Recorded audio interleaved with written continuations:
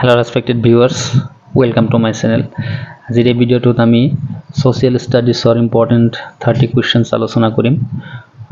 ADRE হক Assam police হক যিকোনো competitive এক্সামৰ কাৰণে এই প্ৰশ্ন এটা খুব গুৰুত্বপূৰ্ণ। আপোনালোকৰ ভাল লাগিলে কাইন্ডলি শেয়াৰ কৰি দিও আৰু চেনেলটোত যদি নতুন কাইন্ডলি সাবস্ক্ৰাইব কৰিব। আপোনালোকে এডিআৰইৰ যদি প্ৰিপাৰেচন কৰি আছে ৰেগুলাৰলি ভিডিওবিলাক পাই থাকিবৰ বাবে সাবস্ক্ৰাইব কৰিব। চেনেলটোত অলৰেডি বহুত এডিআৰইৰ বা আসাম পুলিচৰ যিকোনো কম্পিটিটিভ এক্সামৰ ভিডিওবিলাক দিয়া আছে, আপোনালোকে চাব পাৰে। ডেসক্ৰিপশনত মই লিংক বিলাক দি দিম। যে নহক আজি আৰম্ভ কৰিছো। আজি সোশ্যাল স্টাডিৰ কেইটামান প্ৰশ্ন লৈ আহিছো। ঠিক প্ৰথম যেটো প্ৰশ্ন আছে আমাৰ যে who was da first president of India. যদিও সহজ লাগে বহুতে ভুল কৰে, তো ডক্টৰ ৰাজেন্দ্ৰ প্ৰসাদ তো শুদ্ধ উত্তৰ। জাস্ট মই কোয়েশ্চন এন্ড আনসাৰ তো আলোচনা কৰিম, আপোনালোকে চাই লব অপশনস কেইটা।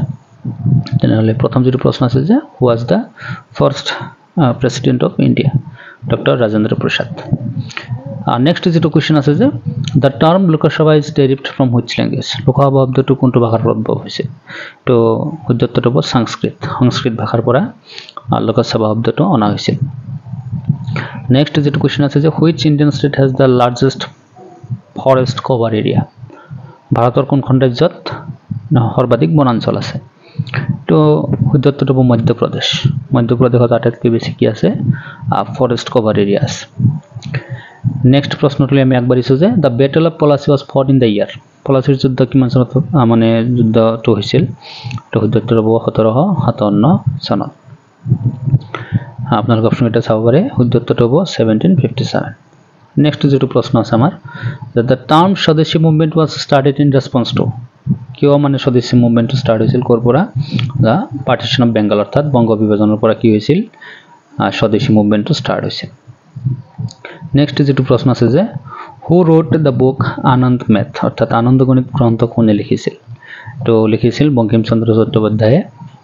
তো চাব পাৰিছে অপশন এতে আছে শুদ্ধ উত্তৰটো।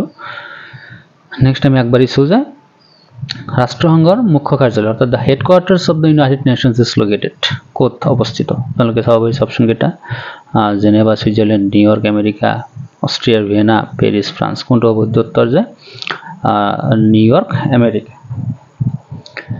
নেক্সট প্ৰশ্ন হ'ল যে আমাৰ the largest producer of T in India is. ভাৰতৰ আটাইতকৈ কোনটো ৰাজ্যত বেছি চাহ উৎপন্ন হয়? তুমি সকলোৱে জানো অসম, শুদ্ধ উত্তৰ হ'ব। নেক্সট প্ৰশ্ন হ'ল আমাৰ যে the doctrine of lapse was introduced by. Doctrine of lapse প্ৰৱৰ্তন কৰিছিল লৰ্ড ডেলহাউছিয়ে। আপোনালোকে চাব পাৰিছে ডেলহাউছি, লৰ্ড ডেলহাউছি আছে অপশ্যনত, এইটো হ'ব শুদ্ধ উত্তৰ। নেক্সট এটা প্ৰশ্ন যে হিষ্ট্ৰীৰ পৰা যে who was the founder of Gupta empire. Gupta সাম্ৰাজ্যৰ প্ৰতিষ্ঠাপক কোন আছিল? খুব এটা গুৰুত্বপূৰ্ণ প্ৰশ্ন, এইটো আছিল চন্দ্ৰগুপ্ত প্ৰথম। চন্দ্ৰগুপ্ত প্ৰথম আছিল ফাউণ্ডাৰ। নেক্সট প্ৰশ্নটো হ'ল যে Indian National Congress was founded by. ভাৰতীয় জাতীয় কংগ্ৰেছৰ প্ৰতিষ্ঠা কৰিছিল কোনে? Allan Octavian Hume. আমি তো পাই আহিছিলোঁ ক্লাছ 10ৰ ছ'চিয়েলতো আছে এলেন অক্টোবিয়ান হিউম। নেক্সট যেটো প্ৰশ্ন আছে এইটো অসমৰ প্ৰত্যেকজন মানুহে জানে already. The longest river bridge in India, Bhupen Hazarika সেতু যেটো, এইটো ক'ত আছে, কোনটো ষ্টেটত আছে? আপোনালোকে চাব পাৰিছে অসম হ'ব শুদ্ধ উত্তৰ। নেক্সট প্ৰশ্ন যে the quit India movement was launched in the year. ভাৰত ত্যাগ আন্দোলন কোন বছৰত আৰম্ভ হৈছিল? 1942ত। সকলোৱে জানো 1942ত দ্য কুইট ইণ্ডিয়া মুভমেণ্টটো ষ্টাৰ্ট হৈছিল। নেক্সট প্ৰশ্নটো যে who was known as the iron man of India. ভাৰতৰ লৌহ মানৱ, তো চৰ্দাৰ বল্লভ ভাই পেটেল। খুবই গুৰুত্বপূৰ্ণ এটা প্ৰশ্ন, যদিও সহজ কিন্তু কেতিয়াবা হয়তো পাজল লাগি যায়। আপোনালোকে জানিব যে the iron man of India is Sardar Vallabhbhai Patel. Next প্ৰশ্ন হ'ল যে আমাৰ the Khilafat movement was launch to protest against. Khilafat আন্দোলনৰ প্ৰতিবাদ কাৰ এগেইনষ্টত আৰম্ভ হৈছিল? অপশ্যনত আছে যে Rowlatt act, partition of Bengal, Jallianwala Bagh massacre, dissolution of Ottoman. এইটো চাইছে খিলাফত অটোমান খিলাফতৰ যিটো ভংগ, সেইটো নে অটোমান খিলাফতৰ ভংগ, না জালিয়ানৱালাবাগৰ হত্যাকাণ্ড, নে বংগ বিভাজন, নে ৰাউলেট আইন? শুদ্ধ উত্তৰটো হ'ব অটোমান খিলাফতৰ যিটো ভংগ হৈছিল সেইটোৰ কাৰণে কি হৈছিল, সেইটোৰ এগেইনষ্টত খিলাফত মুভমেণ্ট ষ্টাৰ্ট হৈছিল। নেক্সট প্ৰশ্নটো হ'ল যে the first war of Indian independence took place in. Bharat স্বাধীনতাৰ প্ৰথম যুদ্ধখন সংঘটিত হৈছিল। The first war of Indian independence took place in 1857। চাব গৈছে 1857। নেক্সট প্ৰশ্নটো হ'ল যে the term panchayati raj refers to. Panchayati raj শব্দটোৱে বুজায় local self government, village councils, municipalities or state legislatures কোনটোৱে বুজায় যে স্থানীয় স্বশাসন যেটো local self government হেতুৱে বুজায় the term of panchayat raj. Next প্ৰশ্নটো আমি আগবাঢ়িছো the founder of the Mughal dynasty in India was ভাৰতত মোগল বংশৰ প্ৰতিষ্ঠাপক আছিল তো আনসাৰটো বাবৰ হ'ব বাবৰ এটো অপচন এটা আছে বাবৰ এটো হ'ব শুদ্ধ উত্তৰ next প্ৰশ্নটো আমি আগবাঢ়িছো যে which Indian state has the largest number of seats in the Lok Sabha খুব একটা গুরুত্বপূর্ণ প্রশ্ন সোশ্যাল স্টাডিজ হচ্ছে ভারতীয় কোনখন রাজ্যত মানে লোকসভাত সর্বাধিক আসন আছে তো উত্তর প্রদেশত আছে এটাতকৈ বেশি আপোনালোকে কমেন্টত যাব কিমানটা আছে কমেন্টত কাইন্ডলি জনাই দিব কিমানটা সিট উত্তর প্ৰদেশত এটাতকৈ বেশি আপোনালোকে গমে পায় নেক্সট প্ৰশ্নটো আমি আগবাঢ়িছো the treaty of Allahabad was signed in the year Allahabad সন্ধি কোন বৰ্ষত মানে স্বাক্ষৰিত হৈছিল এটো 1765 তো 1765 সনত হৈছিল next প্রশ্নটো হল আমার যে which is known as the father of the Indian constitution তো যদিও সহজ কিন্তু কিতাবা বাজলিং লাগে ভারতীয় সংবিধানের পিতৃ বুলি কাক জনা যায় তো ভীমরাও আম্বেদকাৰ ডক্টৰ ভীমৰাও আম্বেদকাৰ হ'ব শুদ্ধ উত্তৰ নেক্সট প্ৰশ্নটো হল যে the first Indian woman in space was মানে মহাকাশত প্ৰথমজন ভাৰতীয় নাৰী তো আনসাৰটো কল্পনা চাওলা তো জানিব লাগিয়া প্ৰশ্ন এটা খুবই দৰকাৰী প্ৰশ্ন আহি থাকে কিতাবা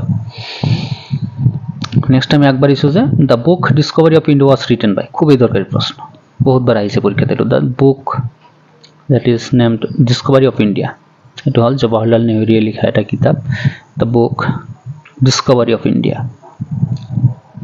নেক্সট প্রশ্ন হল আমার the East India Company was established during the reign of east India কোম্পানির প্রতিষ্ঠা হয়েছিল মানে কার দ্বারা রানী এলিজাবেথ প্রথম এটা হবে শুদ্ধ উত্তর